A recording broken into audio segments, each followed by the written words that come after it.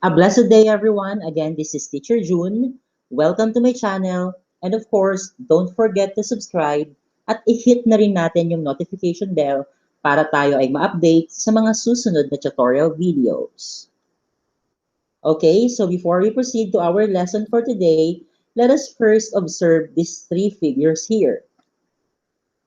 As we can see, we have here three clocks na nagre-represent ng iba't ibang oras. Now the question is, how will you compare the hands of the clock at the times illustrated above? As we can see, the hands of the clock in these three illustrations here represents three different angles. And that's what we are going to discuss today. We have the different kinds of angles. But before we proceed to the different kinds of angles, let us first define what an angle is.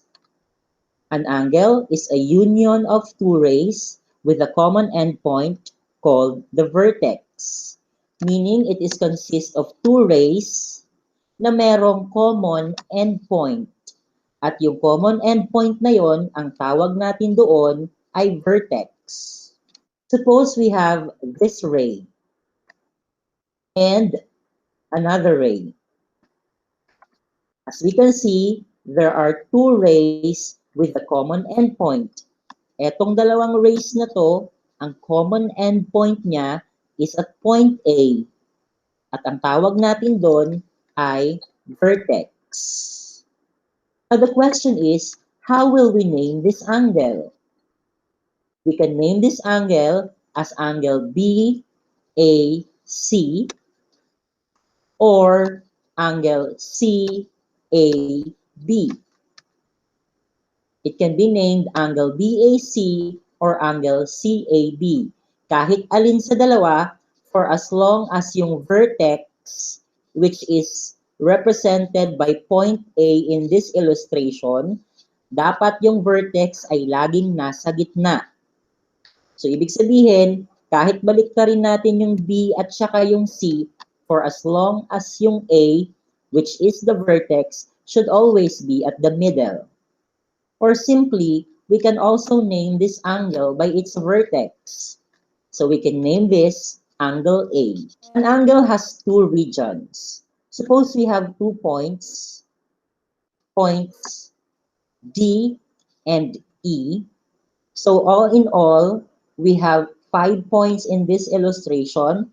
We have point A, point B, point C, point D, and point E. Points A, B, and C are on the angle. Ibig sabihin, yung point A, B, at saka C ay nasa angle siya. At katulad ng sabi ko kanina, there are two regions of this angle, the interior region, yung nasa loob, and we also have the exterior region, yung nasa labas. In other words, point D is inside the angle. So it means it can be called an interior point. Dahil nasa loob siya, ang tawag natin sa kanya ay interior point. While point E is outside the angle. So we can call point A to be an exterior point. Now let's proceed to the different kinds of angles. The first one is acute angle. As illustrated on the first clock a while ago, 1 o'clock forms a 30 degrees angle.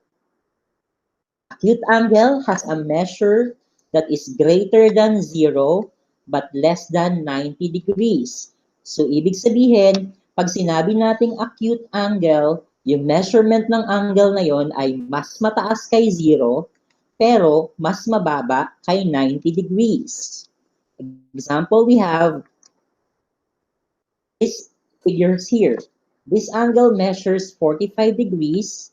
This is greater than 0, but less than 90. So therefore, this is acute. This is 20 degrees, greater than 0, but less than 90 degrees.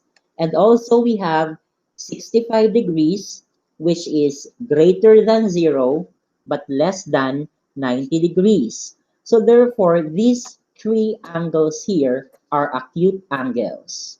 Acute angle measures greater than 0 degrees but less than 90 degrees. The second kind of angle is a right angle. The second clock earlier shows us 3 o'clock. So at 3 o'clock, it forms 90 degrees. Ibig sabihin, yung angle na na-form ng dalawang hands of the clock na ito, ang measurement nun is 90 degrees. And take note, right angle has a measure that is exactly 90 degrees. Hindi pwedeng bumaba, hindi rin pwedeng tumaas kay 90 degrees. Example, we have these angles here. All of them has a measurement of exactly 90 degrees, and therefore angle ABC, angle DEF, and angle GHI are all right angles. Actually, kahit wala nang nakasulat na 90 degrees, for as long as it has this symbol, this tells us that the angle measures 90 degrees. Ito pong parang maliit na square na to.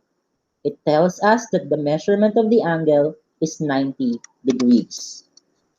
Okay, next we have obtuse angle. The third clock tells us that the time is 5 o'clock. At 5 o'clock, the angle formed is 150 degrees. Ano nga ba itong obtuse angle?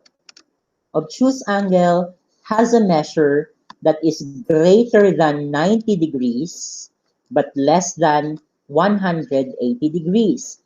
Ibig sabihin, yung measurement ng obtuse angle ay mas mataas kay 90 degrees pero mas mababa kay 180 degrees.